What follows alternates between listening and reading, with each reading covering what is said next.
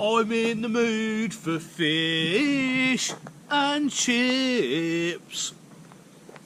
That's right, I am in the mood for fish and chips today. Welcome back to the Mighty Mansfield show. Now, I'm not officially working today, but I had a phone call earlier. I've come out to a called-out job, and I'm near a town called Henley-on-Thames. So I said I'll go do it. So I've just got that done, and I thought while I'm here I might as well go and get some fish and chips. And someone's actually recommended a place to me in Henley-on-Thames, so I've been meaning to try it for a while now. And it's a fish and chip shop called Smarts, which we all know is a chain, but it's a franchise chain, isn't it? So you get some good ones, you get some bad ones. Now this particular one is run by a Spanish family, and it's meant to be really good. So I'm going to go down there now. I'm going to get haddock and chips and go give it a go, see what we think. So this is where we're going. It's Smart's Fish and Chip Shop, the place with all the scaffolding around it. Right, okay, so I'm currently sat outside Smart's Fish and Chip Shop, and I looked on their website and it said it was open today for lunchtime. So I've come down here because I was in the local area anyway. Thankfully, I haven't made a separate journey out here. Now, on their website, they said they're open, and they're not. They're shut on Mondays. Now, I've got no problem with you shutting on Mondays, but you need to tell people that. And when you look on your website and it says you're open, it's a waste of time. And yeah, so for that fact alone, I won't be back here, and I score Smart's Fish and Chips on Henley-on-Thames 0 out of 10. And I won't be back. So I've got to think of a plan B now.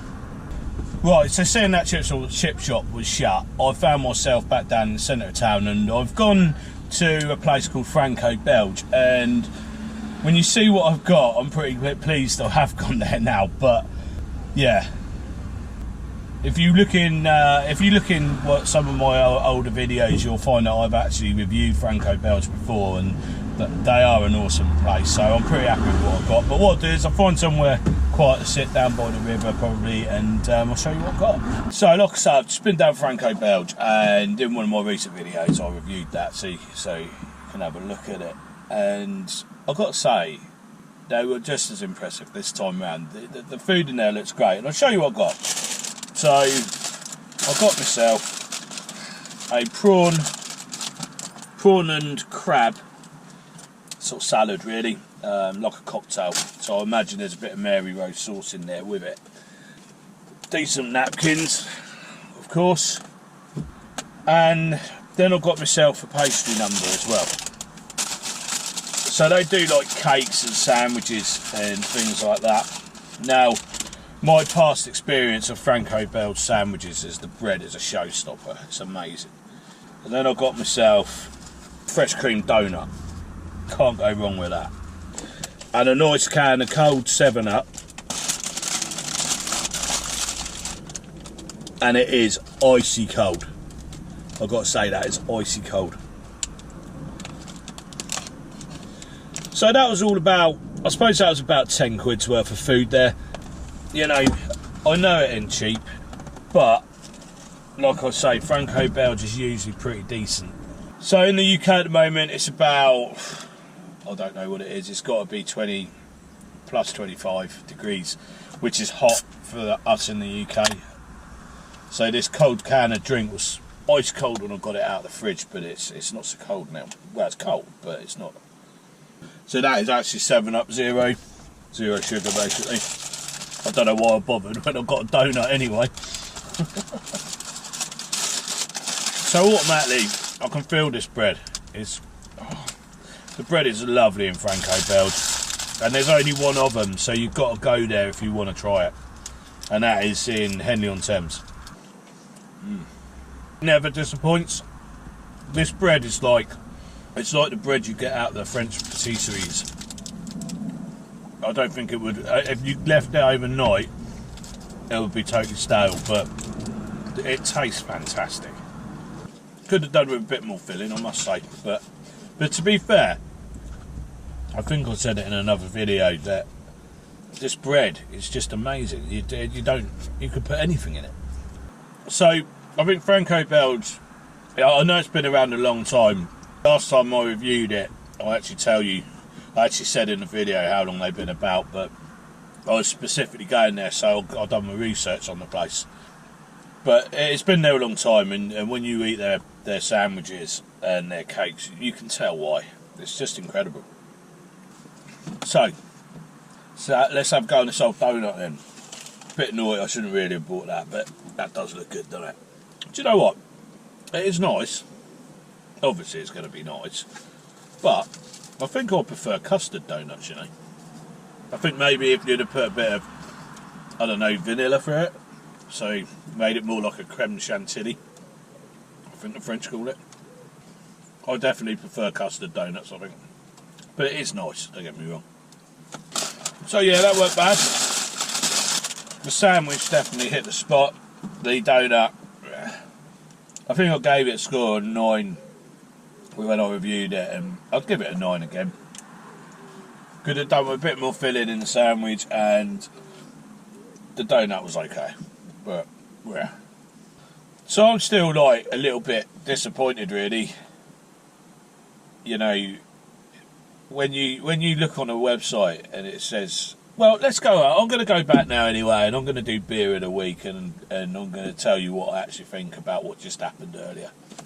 Right, so beer of the week. What have we got? Pretty standard. Everyone's seen me drink this before, but I do actually like it. So I'll show you what I've got. Desperado. We all know, well, most of us know what it tastes like. It's just one of those go-to beers for me. A bit like I started to drink Madre, and I do enjoy a Madre now. If I'm to be honest, I do really like them as well. But Desperado's, I suppose, original sort of flavoured beer for me, I guess. Cheers. Yeah. Do you know what? On a hot day like today, I don't know what it is. It's got to be mid to high 20 degrees, and that does hit the spot, I must say. Now it's a nice cold one. I've got it out of the fridge, but I feel like I should explain why I give 0 out of 10 to places that advertise that they're open and they're not, and you get there and they're shut. And the reason I do it is because if you're a truck driver or a professional person who is governed by hours that you can drive, and you've looked on a website, you've worked out you can get to this place and park up, you've got, well, I know truck drivers, they've got to have a 45-minute break every 4.5 hours. So if you advertising you're open and they get there and you're not, they've run out of hours. If there's nowhere else around, they've got to sit there hungry for 45 minutes, you know. And if you work out the time that it takes them to pull up, to park up, set it all back up again after their break and go, you're probably looking at about an hour. So that is the reason I give 0 out of 10. Now, you could be the best, well, for argument's sake, fish and chip shop in the world, but if you're not open when you say you are, then you're not, are you? Because you can't taste it. You can't. There's nothing to sell. It's shut. So that's why I do it, and I stand by that. So I rated Smart's Fish and Chip Shop, and this is in Henley-on-Thames. I rated at 0, and I'll stand by that. On the flip side, for me, I wasn't in a truck, so I could keep driving, and I went to Franco Belge, and I've got to say, Franco Belge is, you know, it's pretty much consistently good, and yeah, I enjoyed it today as well. You know, prawn and crab sandwich. It was mainly crab stick and bob, to be fair, but the bread is so good that it doesn't really matter. But yeah, again, really great, and yeah, I'm glad I went there. So if you are going into Henley-on-Thames, go to a different fish and chip shop or go to Franco Belge. Anyway, cheers for watching.